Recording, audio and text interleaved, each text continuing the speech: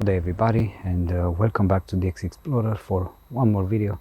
I had a special request to show how is to go to a amateur radio exam in Romania. So here I am in the train station at midnight waiting for the train. I should get to Cluj city in the morning by 7 o'clock, and around 10 o'clock I have my amateur radio license exam. Fingers crossed I will pass, because I did not have much free time lately, not enough time to study, so I hope I have enough knowledge to pass the exam. Fingers crossed. So after a long train ride during the entire night, not being able to sleep at all because of two ladies that they've been talking bad about their family relatives all night long right next to me. Somewhere around 7:30 in the morning I arrived to Cluj, and I stopped in the train station for a quick sandwich and some coffee to wake up a little bit and get myself together. And then I started heading towards the National Authority for Administration and Regulation in Communications in Romania, short name as we used to say here, ANCOM. I had basically 1 hour to pass my exam, and then I had to head back to the train station so I can take another all day long ride back home in Brasov.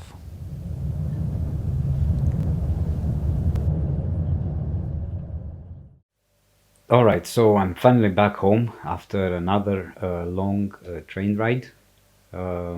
Basically right now it's about a week and a half later. I just received the results for the exam, and I had to sign up very quick for the next exam that was about to it's basically I registered in the last minute, and I'm explaining a little bit why. So basically, I was asked about how the examination goes in Romania. So basically, we have 4 classes of amateur radio operators. It's the class number 4, which is like entry class.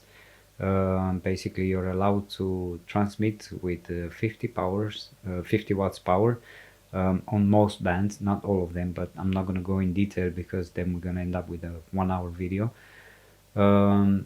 But you can only transmit with under the supervision of another amateur radio operator that's with you, and it has one of the other 3 classes. Then you have the 3rd class, which is mostly like novice class.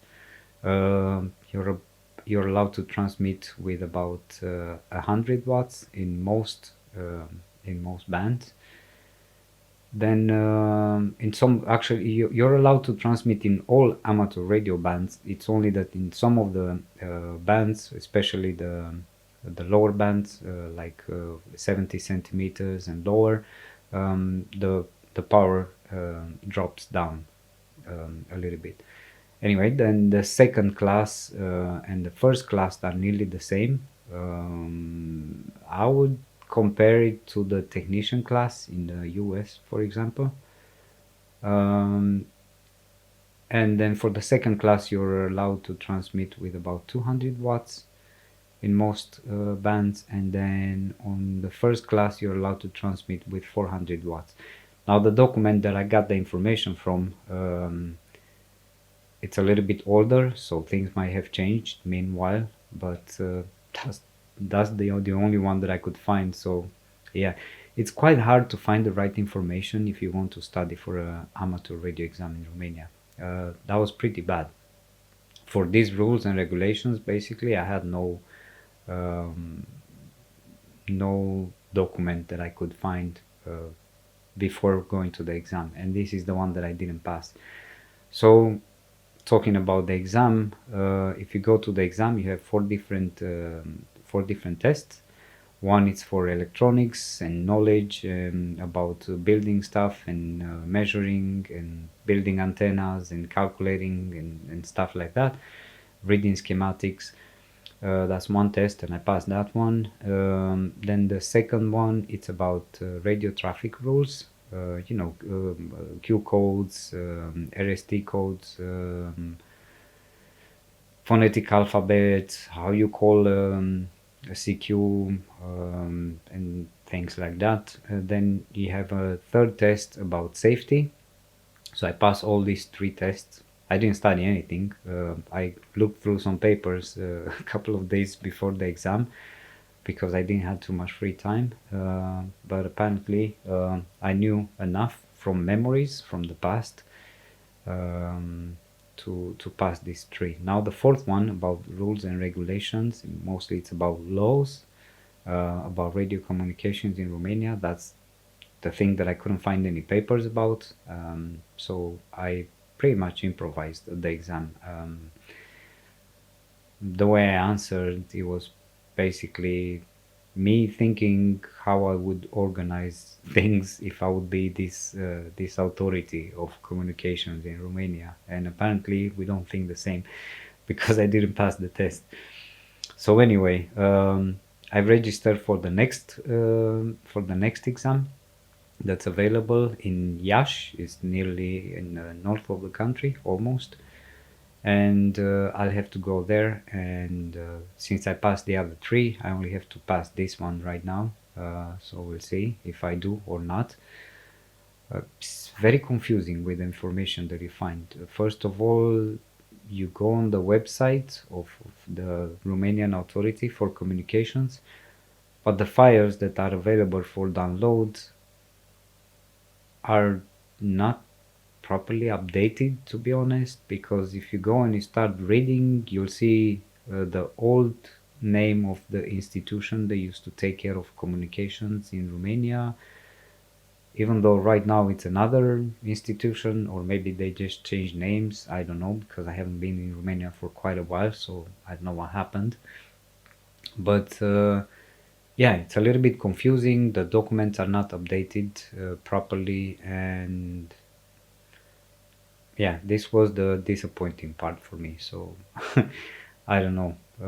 Yeah, it's very confusing, and even the questions, to be honest, in the exam,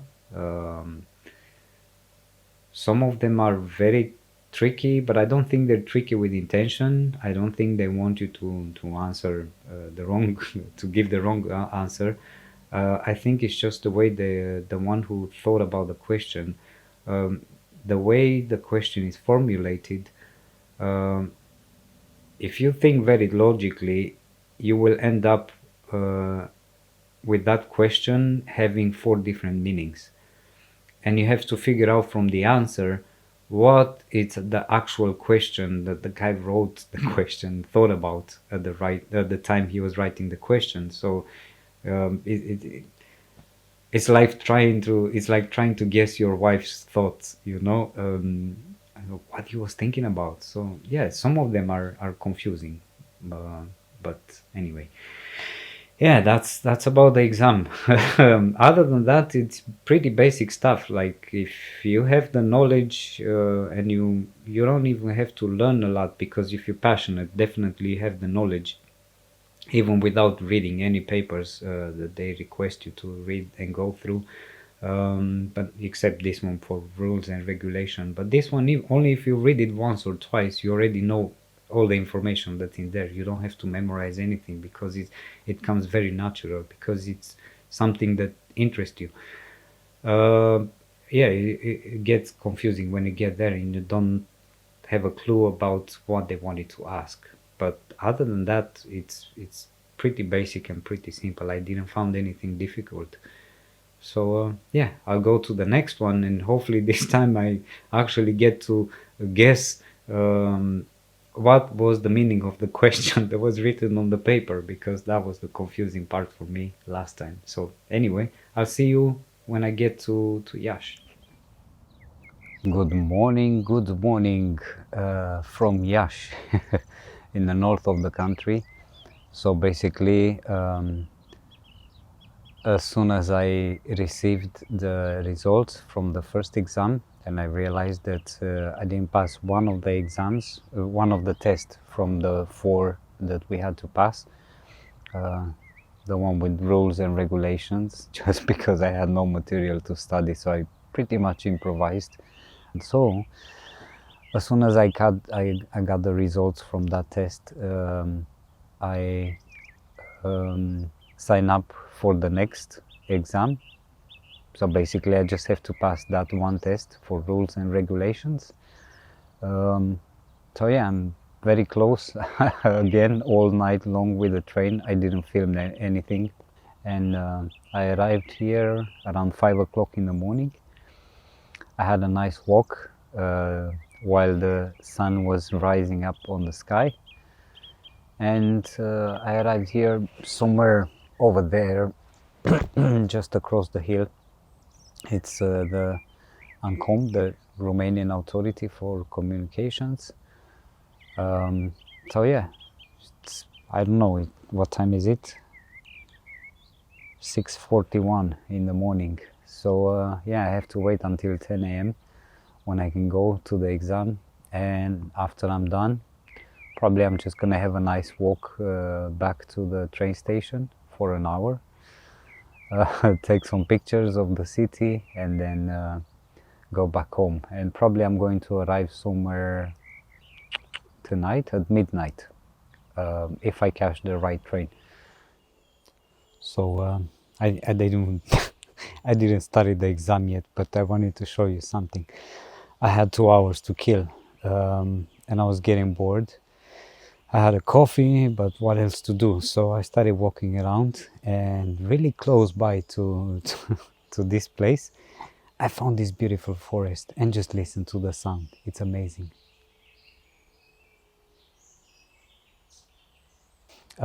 I grew up in the forest when I was a kid, and I don't have a forest where I live right now. So this was a pleasant surprise. Mother Nature in the middle of the city. Beautiful place. It turns out that in this place, I think the guys are having a nice place for playing around with the mountain bikes. That's how it looks like, but it's really, really beautiful. And I'm hearing a lot of birds. I'm feeling good.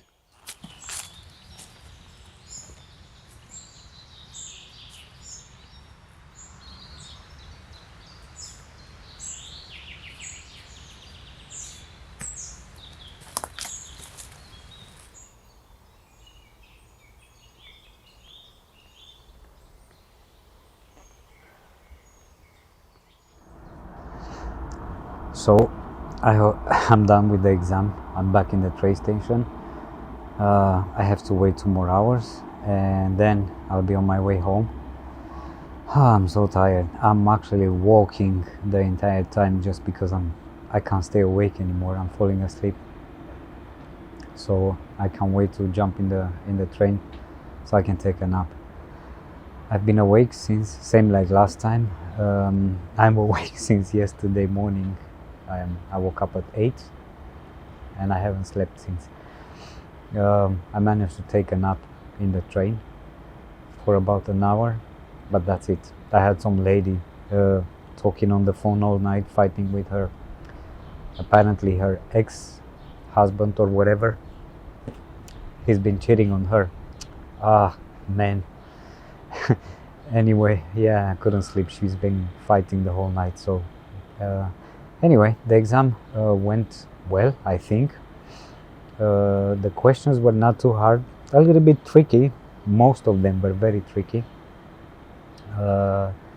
Somehow they make you give wrong answers. Basically, I had 20 questions and I'm supposed to give at least 15 correct answers. I know for sure that I gave 12 correct answers. I'm not sure about the other ones because I can't even remember the questions. I was laughing. I even told the lady that I'm so tired I can't even read the questions. And I just hope that I wrote the right answers. When you're awake, you don't have any issues. There's a website where you can do simulations of the exam online, and I'm passing all of them, all the time. But when you get here, after so much time without sleeping, not so fun anymore. So anyway, I hope I pass this one. apparently I get the results next Monday. They will be posting everything on their website. And yeah, I hope I passed so I can get my license. I told her that I'm really excited to start learning CW and start sending stuff. They asked me if I have equipment, and I said no, I'm just building my own stuff right now. And I told them about the YouTube channel, about the website, and they were like, oh, you're one of those real amateur radio operators, not one that's just buying equipment and that's it. So yeah,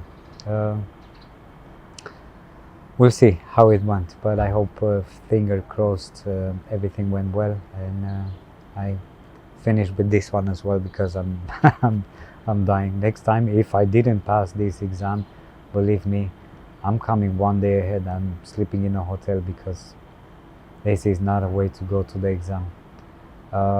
Basically, I was so tired that in that forest when I went to have a walk to stay awake, I felt like just laying down in one corner next to a tree and sleep there. Put my alarm to wake up at the right time. So yeah, not fun at all. Anyway, I'll jump in the train in a little bit. I'll put some images in the background. All I'll have to say, it's 73. I'll see you next week with some construction video, and yeah, I'm gonna start building that FT8 transceiver. I'll build the VFO in the first part, and then I'll build the rest of the transceiver probably in one more or two more parts. It depends how complicated it is. Anyway, yeah, 73. Have an amazing weekend, and I'll see you. I'll post on the community tab if you're watching from from a laptop, and I think it's available on the phone as well. Yeah, I'll post in the community tab and let you know on Monday or Tuesday when I get the results, if I pass the exam or not. And if I do, I'll let you know with a new call sign that I have to do the request and more bureaucracy. But anyway, 7-3, and I'll talk to you soon.